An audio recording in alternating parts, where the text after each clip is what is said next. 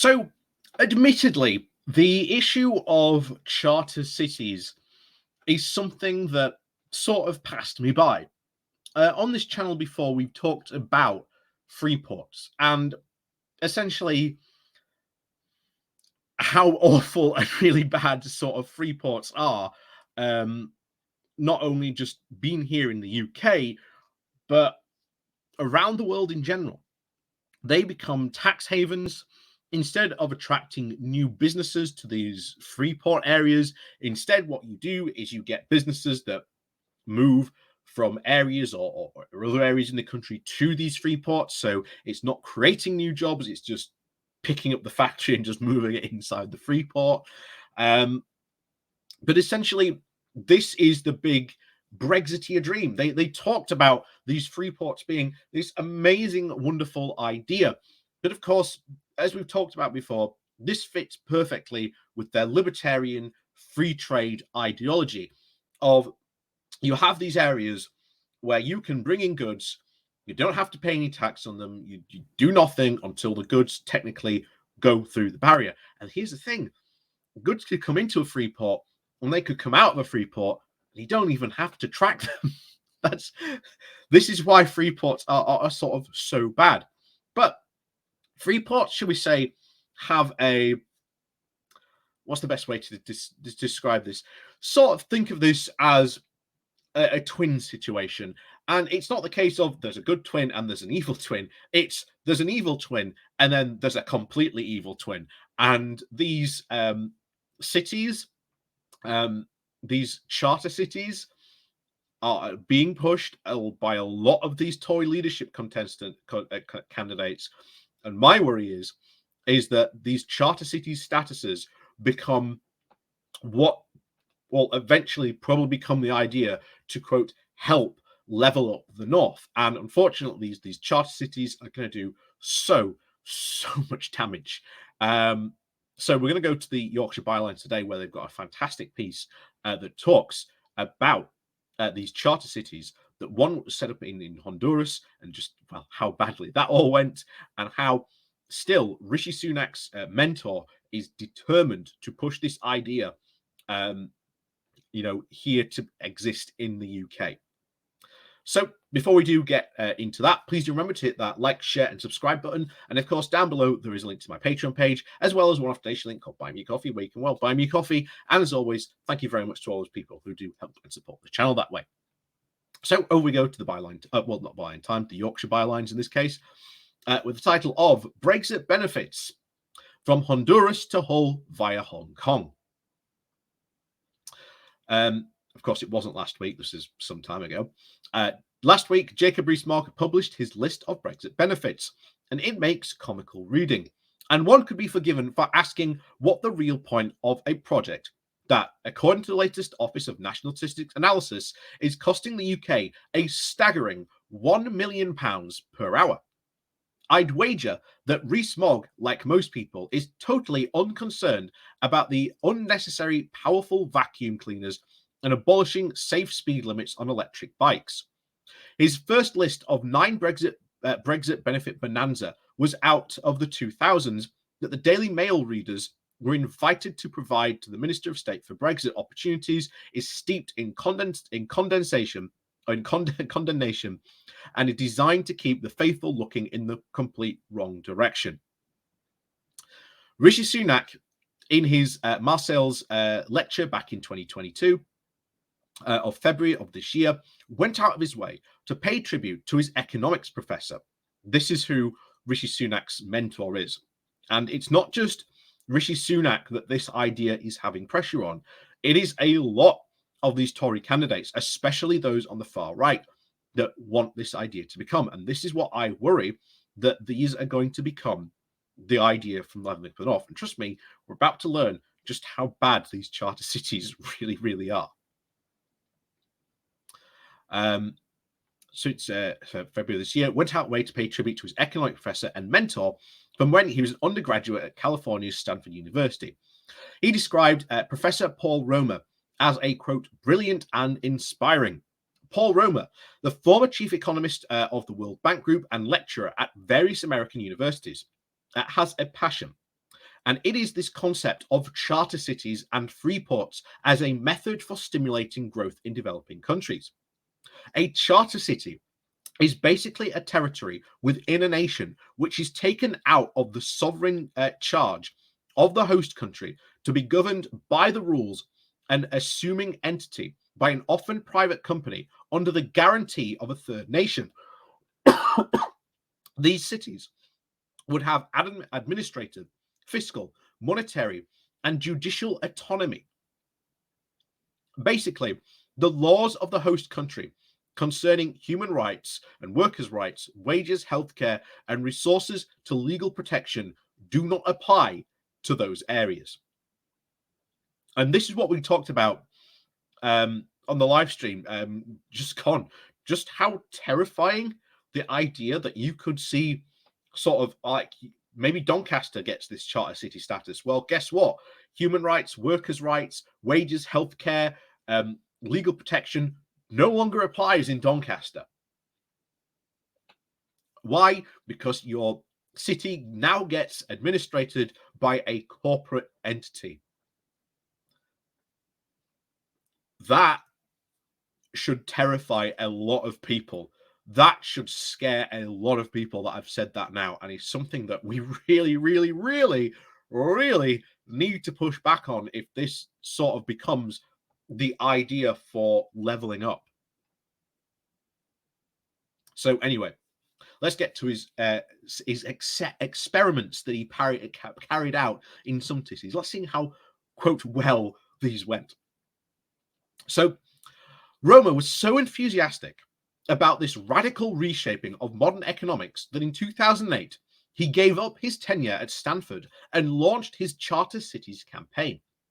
He began to travel developing countries in an attempt to try and convince the governments there to give his radical philosophy a chance. Following a failed attempt in Madagascar, when President Mark Ravalomanana was toppled after having signed over one half of the country's arable farmland to the South Korean company Del Walro, and that's how you say it, Roma had to turn his sights to Honduras. And in 2010, he met with the Honduran government and officials and the President Porfirio Lobono in Miami. The meeting was evidently a success, as the following year, legislation was passed in Honduras to allow for the creation of charter cities, known locally as Zones for Employment and Economic Development, or ZEDAs. However, in 2012, the Honduran Supreme Court voted 4-1 against the legislation, citing it as unconstitutional and a threat to sovereignty, territorial integrity, and independence. Infuriated at the designated judges frustrating his ambitions, President Lobo dismissed them, and the law came into effect in January 2013. The new charter cities would be overseen by a committee for adoption of best practices, known as a CAMP. The original lineup of CAMP included, among others, Roma himself, 2 members of the Reagan administration of Ronald Reagan's own son, in addition to Governor Newquist of the Libertarian Rights Taxpayers Alliance. Of the 21 members, only 4 were actually Honduran. The scheme didn't last, however. President Lobo of 2010-2014 and his successor, President John Orlando Hernandez, 2014 to 2021, are currently serving long sentences in American prisons for drug trafficking. Surprise. The winner of the resulting general election was Osama Castro, a left-wing populist who immediately repealed the Charter City project and outlawed any such future experiments. The project appears to have died, or has it? Roma has more than Rishi Sunak as a disciple. His entourage are highly linked to the heavily influential think tanks based in London's Tufton Street. These organizations have been referenced previously, but the fact that their existence cannot be stressed enough, as they remain immensely influential in Westminster, yet largely unknown by the population. Writing for The Spectator, Bruno Marquez, in his article, Britain could be a Eurasian capital, ponders whether a new Hong Kong can be created somewhere in the UK. Probably an economic depressed region like Cornwall or the North. He envisions a one country, two systems and encourages us to consider the idea of Paul Romer to create a giant entrepreneurial zone into which Britain could invite nearly 3 million Hong Kongers to live under a different administrative and legal structure to the rest of the country. And in February of 2010, while Paul Roma was negotiating with the corrupt presidents in Madagascar and Honduras, the Taxpayers Alliance was writing in glowing terms about a possible future for Britain if we were to adopt his ideas, and they imagined Hull as the ideal place to start. Instead of overseeing charter cities in developing countries, we could exploit our own deprived areas instead. Take Hull, they suggested. Suppose it became our own version of a charter city. Minimum wage and working hours regulations abolished. Central government and economic planning regulations abolished. I'm sure the citizens of Hull would love that. They were adamant that the population reliant on public spending would, quote, feel the squeeze. But in compensation, because of its attractive low tax status, Hull would attract entrepreneurs at an unprecedented scale. But what about the Hull residents who need the welfare state, benefits, or those who can't afford to or do not want to work for less than minimum wage? They will be given, quote, the option of relocating outside the city. So essentially, if this passes, and in Hull, and you are given this, you're just going to be given the option to relocate outside the city. If not, welcome to a part of the UK or Hull, as it will be known, that essentially gets run probably by a corporation, has no minimum wage, has no workers' rights, no working hours protections. If you happen to live in Hull, please do let me know your thoughts on that, because I'm sure there are a lot of people in Hull who themselves probably don't even know that this is a thing. That maybe you should be asking your new MP that you elected very, very recently about what they think about this, about making Hull a charter city. The article concludes wistfully that, of course, we can't do it because of the 53rd EU directive on not doing stuff. And there's also the question of human rights. But now, no such restrictions apply. And that should be very, very worrying. First of all, of course, you couldn't do it because we were in the EU. And then that should raise huge alarm bells about, oh, yeah, and then there's the question of human rights.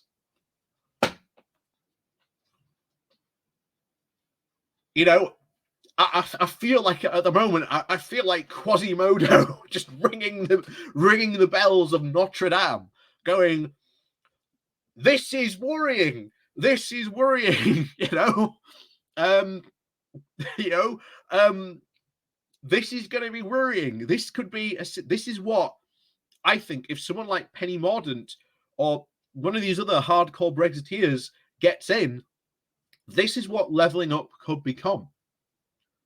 So make no mistake, this is something we need to watch out for and need to be careful for. So, free ports do exist in the EU, though more in a limited form than anywhere else in the world. The UK has operated 7 such areas from 1984 to 2012, when they were discontinued. EU free ports are considered by libertarians to be far too restrictive, as they are subject to EU regulations on workers' rights, the customs code, and state aid rules. However, now free of such shackles, and in stark contrast to the EU, which recently clamped down on free ports because they were found to, quote, facilitate tax evasion, money laundering, and the financing of terrorist activity. Yeah, free ports are an amazing idea, guys. Anyway, it continues. Sunak, in his autumn budget, announced the creation of 8 new ones in the UK, amongst which will be the Humber Freeport, with tax sites east of the port of Hull, at Goole and North Klingholm. Freeports are the special economic zones as opposed to charter cities described above, but the concepts are linked. And according to the Institute for Government Analysis on Sunak's initiative, the economic benefits are uncertain. Britain's previous experience shows that rather than attracting new inward investment, existing British businesses simply divert to these ports to profit from the beneficial tax status. It goes on to quote the UK Trade Policy Observatory, who believes that the studies in favour of free ports in the UK are based on very questionable assumptions. Which a chancellor inspired by the charter cities of Paul Romer and a deputy prime minister, Dominic Raab, who openly states that he doesn't believe in social and economic rights, and who, in his book, The Assault on Liberty, argues against judicial review, a matter by which Romer's project was initially defeated in Honduras. And of course, we're going to see the government judicial review and courts bill. And of course, a government's front bench tightly tied to American libertarian right think tanks, is not conceivable that these free ports may be the first step to become something far more ambitious. But none of this has made it onto Jacob Rees-Mogg's list. So that really does make for very terrifying reading. But yeah, we're going to have to watch out for this. We really are. Because Boris was incompetent. Boris did not have the leadership to sort of pull this off. The worrying thing is, if you get someone like Penny Mordaunt, they actually are competent to be able to achieve this. And again, it could be sold in the guise of levelling up. Oh, let's create Hull as a charter city.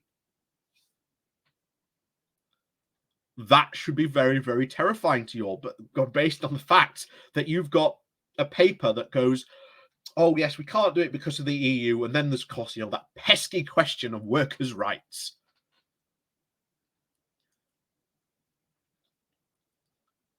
That should be worrying huge amounts of people across the country. Even if you voted for Brexit, I very, very much doubt you voted for the idea of these free ports and charter cities in the way that these Brexiteers are now going to implement them. I very, very much highly doubt that. I mean, imagine for a second if you're a Brexiteer and you live in one of these cities that suddenly becomes a charter city. You have no workers' rights. Your hours protection, healthcare, gone because you are technically in the UK, but you are a separate entity within the UK. That creates a very, very worrying situation for many people in the UK. We have to be careful. We really do have to be careful going forward. And I, for one, am certainly going to be watching out in the coming leadership contest to see if charter cities get mentioned by any of these candidates. And we can only hope that they do get defeated. So, as always, thank you very much for watching. Please do remember to hit that like, share, and subscribe button. And of course, down below, there are links to my Patreon page and a one-off link called Buy Me Coffee, where you can buy me coffee. And as always, thank you very much for watching, and we'll see you all next time.